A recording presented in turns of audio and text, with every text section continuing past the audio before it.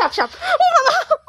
রক্ষকই যেখানে ভক্ষক সেখানে আশ্রয়ের আর নিরাপত্তা কোথায়? প্রবাদ আছে, ঘর থাকতে বাবুই ভিজে। যেখানে রোগমুক্তির আশায় মানুষ পা রাখে সেই আঙিনাই এখন বিষধরের অভয়ারণ্য। প্রান্তিক মানুষের স্বাস্থ্য নিরাপত্তায় যে ক্লিনিকগুলো গড়া হয়েছিল, অযত্ন আর অবহেলার নোনা ধরা দেয়ালগুলো এখন যেন মৃত্যুর বিষবাষ্প ছড়াচ্ছে। পরিকল্পিতভাবে প্রান্তিক মানুষের স্বাস্থ্যসেবা নিশ্চিত করতে গড়ে তোলা হয়েছিল কমিউনিটি ক্লিনিক। আজ সেই সেবা কেন্দ্রে বাসা বেঁধেছে বিষধর সাপ। আতঙ্ক আর অনিশ্চয়তার মধ্যেই দায়িত্ব পালন করছেন সেবাদাতারা।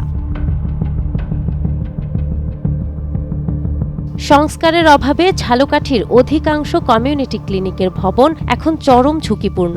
নলছিটি উপজেলার মগর ইউনিয়নের করুয়াকাঠি কমিউনিটি ক্লিনিকে একসঙ্গে 7টি বিষাক্ত সাপ পাওয়া গেছে। রাজাপুর উপজেলার উত্তর পিংরি কমিউনিটি ক্লিনিক থেকে উদ্ধার হয়েছে 35টি বিষধর সাপের ডিম। এই 14 বছর চাকরি করি আতঙ্কে, কারণ এখানে সাপ অনেক আছে। এর আগেও বাহির দিয়ে অনেকগুলো সাপ মারছে। জানতাম যে এখানে সাপ আছে, কিন্তু এই বর্তমানে এই ক্লিনিক সংস্কার হচ্ছে, ক্লিনিকের ফ্লোর ভাঙার পরে অনেকগুলো সাপের ডিম দিল এবং এই ডিমগুলো এখন মাটি চাপা দিয়ে রাখছি। সাপের যে আছে এরকম একটা গন্ধ পাইতাম, কিন্তু তবুও আমাদের সেবা দিতে হয়, অনেক আতঙ্ক নিয়ে সেবা দিতাম।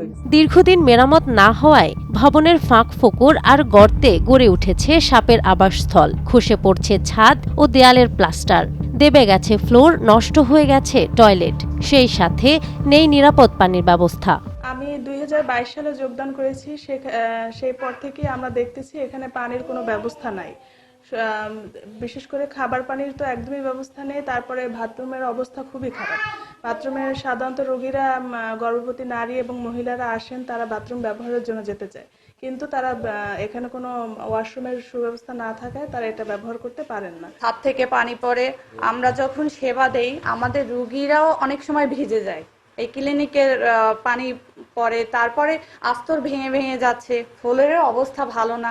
এ যাবৎ কোনোদিনই আমাদের ক্লিনিকে মেরামতের ব্যবস্থাও হয় না এবং পুনর্নির্মাণ এসবের ব্যবস্থা কোনো কিছু হয় না, কিন্তু আমরা খুব ঝুঁকির মধ্যে আছি। ক্লিনিকের অবস্থা তো এখন যে পানি পড়ে, ওখান যে শাক পড়ে গুড়ি গুড়ি, বাথরুমে পানি নেই, আন্ধারই থাকে, এই অবস্থায় আছে। 6 মাস তো আমরা কোনো সেবা পাইতেছি না। এখানে তো সবই লাগে, কারেন্টের ব্যবস্থা লাগে, একটু পানির ব্যবস্থা লাগে, আর এত স্যাঁতস্যাঁতে জায়গায় আমি তো রুগী হয়েছি, রুগীরাও রুগী হয়ে যায়। জেলার মোট 97টি কমিউনিটি ক্লিনিকের মধ্যে 30টি ভবন ঝুঁকিপূর্ণ ঘোষণা করেছে স্বাস্থ্য প্রকৌশল বিভাগ। আপনারা জানেন আমাদের ঝালকাঠি ডিস্ট্রিক্ট 97টি কমিউনিটি ক্লিনিক রয়েছে, তার মধ্যে 30টির অবস্থা জরাজীর্ণ।